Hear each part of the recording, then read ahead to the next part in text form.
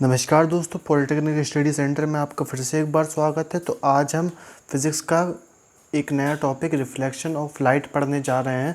तो इसमें हम जानेंगे लाइट के बिहेवियर के बारे में, लाइट कैसे ट्रैवल करती है और लाइट के क्या क्या नेचर होते हैं। सबसे पहले मैं आपसे माफ़ी मांगना चाहूँगा, बाहर थोड़ी जो आवाज़ें आ रही हैं वो बारिश हो रही है, उसकी वजह से थोड़ी आवाज़ें आपको सुनाई दे रही होंगी, लेकिन अगर आप पढ़ाई पे फोकस करेंगे तो आपको कोई दिक्कत नहीं होगी। तो चलो जान लेते हैं लाइट। सबसे पहले तो आपको लाइट के बारे में सबसे पहले जब मैं बोलता हूँ तो आपको दो तीन चीज़ें आपके दिमाग में आती होंगी। एक तो सनलाइट और एक या फिर हम लोग के घर में जो लाइटें लगी रहती हैं वो। तो दोनों ही लाइट के फॉर्म सेम है, बस एक आर्टिफिशियल है और एक नेचुरल सोर्स से आ रही है। तो यहाँ पे क्या लिखा हुआ है मैं उसको पढ़ देता हूँ आपके लिए, फिर हम आएंगे आगे चीज़ों पर, ठीक है। तो यहाँ पर लिखा हुआ है the study of light is divided into two parts, wave optics and ray optics. ऐसा इसलिए हुआ क्योंकि कुछ साइंटिस्ट ने ये बताया कि लाइट वेव नेचर में ट्रैवल करती है और किसने बताया कि रे नेचर। वेव नेचर के अंदर कुछ प्रॉपर्टीज़ आती हैं जिसमें हम लोगों ने जाना कि जैसे कि फ़ोटो इलेक्ट्रिक इफ़ेक्ट। तो फ़ोटो इलेक्ट्रिक इफ़ेक्ट आता है जिसमें हम पढ़ते हैं पार्टिकल नेचर, और किसी किसी में आता है वेव नेचर। जैसे हम इंटरफेरेंस ऑफ लाइट पढ़ते हैं या डिफ्रैक्शन ऑफ लाइट, तो उसमें वेव नेचर आता है। रे नेचर, तो रे नेचर जो सिंपल होता है उसको हम रे नेचर कहते हैं, ठीक है। इसके बाद यहाँ पे लिखा है इंटरफेरेंस डिफ्रैक्शन वेव में आता है, उसके बाद रे में क्या आता है, रिफ्रैक्शन और रिफ्लेक्शन। ये तो सिंपल सा चीज़ है, ठीक है। When a light ray is incidented on a smash और smooth with relatively higher density, it get reflected back in the medium. The phenomena is known as reflection. तो जब भी क्या होता है, रिफ्लेक्शन का मतलब यहाँ पर इन्होंने ये बताया, जब भी एक रिलेटिव डेंसर और स्मूथ सरफेस पर जब भी लाइट फॉल करती है तो वो एक मीडियम में दोबारा से रिफ्लेक्ट हो जाती है, तो उस फिनोमेना को हम रिफ्लेक्शन कहते हैं। और इसमें दो चीज़ याद रखने वाली हैं, वो मैं आपको आगे पढ़ाऊँगा, ठीक है। जिसमें आपको एंगल ऑफ रिफ्लेक्शन और एंगल ऑफ इंसिडेंस और डेंसिटीज़ को आपको ध्यान रखना पड़ेगा। तो चलो पहले ये देख लेते हैं इस चैप्टर में हम क्या क्या पढ़ेंगे। तो इस चैप्टर में बेसिकली हम पढ़ने जा रहे हैं लाइट के बारे में। इल्यूमिनेटेड बॉडीज़ मतलब कौन कौन सी बॉडी इल्यूमिनेटिंग होती हैं, कौन सी नहीं होती है। स्कैटरिंग ऑफ लाइट क्या होता है। उसके बाद हम पढ़ेंगे reflection at a plane surface. उसके बाद law of reflection, mirror images और अलग अलग चीज़ें। तो चलो देख लेते हैं हम यहाँ पर, ठीक है। लाइट क्या होता है। लाइट यहाँ पर लिखा है, लाइट की स्पीड की आपको पता ही होगा, 3×10⁸, बचपन से पढ़ते हुए आ रहे हैं, सबको पता है। इसके बाद यहाँ पे लिखा है it is a form of energy. Light को आप ये भी याद रखेंगे, light is a form of energy, ठीक है। E=mc² या फिर मास एनर्जी थ्योरम। ये लाइट एनर्जी यार बेसिकली सोलर पावर से हमारी चीज़ें चालू हो जाती हैं, बैटरी चार्ज हो जाती है, तो वो उसको लाइट एनर्जी के फॉर्म में ही है ना एक, ठीक है। यहाँ पर लिखा हुआ है it is a form of energy which provides vision to our eyes. Simple सी बात है, विजन प्रोवाइड करता है। It is an electromagnetic radiation. Electromagnetic radiation है, आपको याद रखने वाली चीज़ है। वो क्यों है, क्योंकि उसमें इलेक्ट्रिक वेव और मैग्नेटिक वेव मिक्स होती हैं, इसीलिए। तो वैक्यूम इज एट 3×10⁸ मीटर पर सेकंड, और लाइट वाटर में ट्रैवल करती है 2.25×10⁸ मीटर पर सेकंड, ठीक है। That's all. लाइट के बारे में हमें इतना ही जानना है। इसके बाद हम पढ़ेंगे लाइट के बिहेवियर के बारे में, ठीक है। और लाइट के बारे में दो तीन चीज़ें और जान लेंगे आप। लाइट में कौन कौन से चीज़ें होती हैं। लाइट हमेशा स्ट्रेट लाइन में ट्रैवल करती है। लाइट में कई सारे फिनोमेना होते हैं, जैसे अगर मैं आपसे कहूँ कि अगर मैंने लाइट एक कमरे में जलाई तो मुझे दूसरे में भी क्यों रोशनी आ रही है, या फिर मैं आपसे कहूँ कि लाइट जब एक सन पे एक साइड से पड़ता है दूसरा साइड अंधेरा क्यों होता है, वहाँ पर क्यों नहीं हो रहा है रिफ्लेक्शन। तो वो सब चीज़ें हम आगे पढ़ेंगे। तो चलो जान लेते हैं इल्यूमिनेटिंग बॉडीज़ के बारे में। तो यहाँ पर लिखा हुआ है लाइट इमिटिंग और producing bodies are called illuminating body. Simple सी बात है, इल्यूमिनेटिंग बॉडी के नाम से समझ रहे होंगे आप कि इल्यूमिनेटिंग बॉडी वो बॉडीज़ होती हैं जो कि लाइट को इल्यूमिनेट करती हैं या प्रोड्यूस करती हैं, जो या कुछ भी, ठीक है। इसके बाद सन्स होगा, स्टार होगा। सन की अपनी रोशनी होती है, स्टार की अपनी रोशनी नहीं होती है, ठीक है। बर्निंग ऑफ कोल और कैंडल इट प्रोड्यूसेस, ठीक है। ये सब अलग अलग चीज़ें हैं। कौन कौन सी, टेबल चेयर फॉर एग्जांपल। तो कुछ भी जला दो यार, कुछ भी, उसमें से इल्यूमिनेटिंग बॉडी बन जाएगी वो, ठीक है। कन्वर्जिंग, डाइवर्जिंग और पैरेलल। यहाँ पर रेस के बारे में बात हो रही है। रेस कितने प्रकार की हो सकती हैं।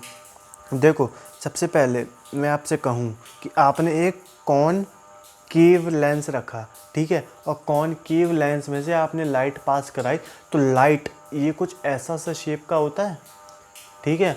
तो इसमें क्या होगा, लाइट यहाँ से आएगी और वो क्या होती है, डाइवर्ज हो जाएगी, वो इधर उधर भग जाएगी, इधर उधर मतलब डाइवर्ज हो जाएगी। सिंपल सी बात है यार, इसको समझते हो एकदम। डाइवर्ज का मतलब बिखर जाएगी लाइट, ठीक है। और अगर मैं कॉन्वेक्स लेंस रख दूँ, कॉन्वेक्स लेंस में से लाइट पास कराऊँ, जो कि आप उसमें यूज़ करते हैं, आपको याद हो छोटे में आप लेंस लेके आते थे और रोशनी में रखते थे, उससे आप चीज़ें जला देते थे। तो उसमें से बेसिकली हो क्या रहा था, चीज़ें जल क्यों रही थी, वो कन्वर्जिंग वाली चीज़ से ही जल रही थी। जब भी उसमें लाइट आती है तो कन्वर्ज होकर एक पॉइंट पर आ जाती है, पॉइंट पर हीट बन जाती है, उसमें जल जाती है वो चीज़।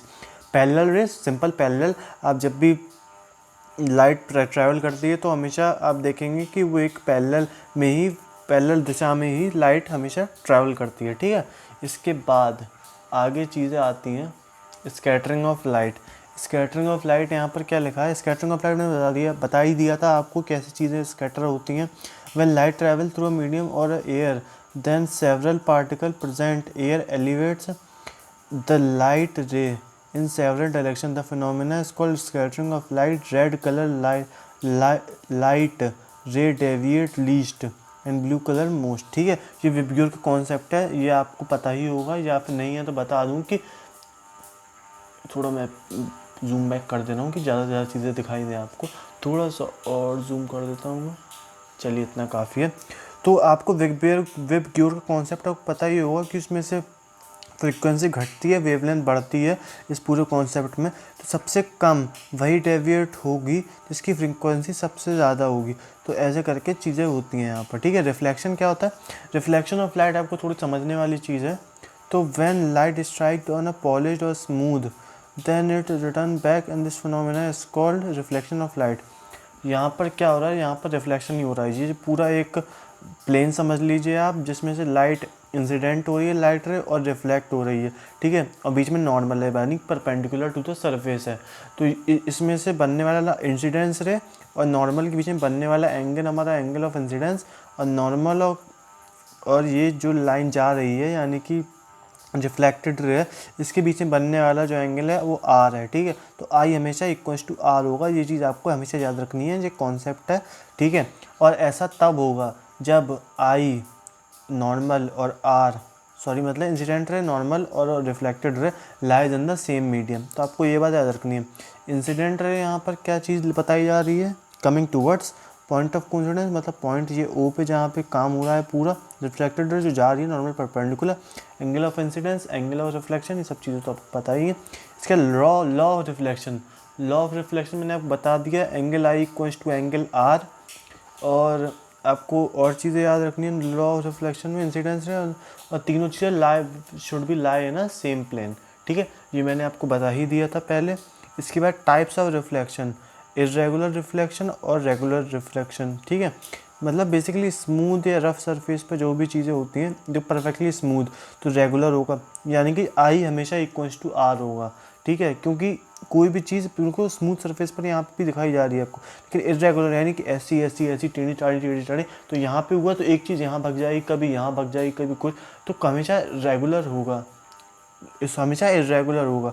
तो उसके लिए आपको अलग चीज़ें समझनी पड़ेंगी। तो मैं आशा करता हूँ कि आपको चीज़ समझ में आ रही है, और अगर आपको समझ में आ रही है तो आप वीडियो को लाइक ज़रूर कर दें, कमेंट करें, शेयर करें, और आप मेरे को कमेंट करके ज़रूर बताया करें कि आपको क्या चीज़ समझ में आ रही है या क्या नहीं आ रही है, ठीक है। तो उससे मुझे जानने में थोड़ी हेल्प मिलती है। तो चलिए जान लेते हैं मिरर्स के बारे में, ठीक है। मिरर क्या होते हैं, मिरर सिंपल से यार जो घर पे लगे हुए हैं, जिसमें तुम रोज़ अपना मुंह देखते हो, लेकिन उसमें भी कई प्रकार के होते हैं यार। देखो जैसे कि मैं आपको कहूँ साइड व्यू मिरर, तो साइड व्यू मिरर कौन सा मिरर होता है, जो डेंटिस्ट यूज़ करते हैं वो कौन सा, वो लेंस होता है पहली बात तो। ये वो कौन सा मिरर यूज़ करते हैं, आपकी शेविंग में कौन सा मिरर यूज़ होता है, ठीक है। साइड ऑफ द कार में कौन सा मिरर यूज़ होता है, तो सब जगह अलग अलग मिरर यूज़ होते हैं। और मेट्रो में यहाँ लगे रहते हैं बहुत सारे, तो वहाँ पर कौन से मिरर यूज़ होते हैं, तो वो सी चीज़ें काफ़ी अलग अलग हैं। तो इस कॉन्सेप्ट के आगे, इसकी इमेजेस वाली चीज़ों पे हम आगे चर्चा करेंगे। तो उसके लिए मैं चाहता हूँ कि आप लाइक करें, कमेंट करें, शेयर करें और सब्सक्राइब करें, और मेरे को जल्दी से जल्दी आप 10,000 सब्सक्राइबर पूरे करवाएं। तो मैं वादा करता हूँ आपसे 10,000 होने के बाद मैं जल्दी से जल्दी कोशिश करूँगा कि मैं आपको बोर्ड पे पढ़ा सकूँ। अगर आपको आप चाहते हैं कि मैं आपको बोर्ड पे समझाऊँ तो उसके लिए थोड़ा सा that will cost me a bit, लेकिन मैं कोशिश करूँगा। लेकिन अगर कुछ लोग मुझको हेल्प करना चाहेंगे तो मुझे प्लीज़ कांटेक्ट करें, आपकी हेल्प बहुत ज़्यादा ज़रूरत होगी, क्योंकि मैं अभी फ्रैंकली इतना ज़्यादा नहीं कमा पा रहा हूँ जिससे मैं अफोर्ड कर सकूँ एक कैमरा, एक अच्छा माइक तो खैर मेरे पास हैगा जिससे मैं आपसे बातचीत कर रहा हूँ, और एक कई सारी चीज़ें, क्योंकि I am not in the family where I can spend that much money. So आप अगर चाहें कुछ हेल्प करना तो आप मेरे को कर सकते हैं। बाकी मिलते हैं अगली वीडियो में, तब तक के लिए सेफ रहें, सुरक्षित रहें बस, और देखते रहें वीडियो।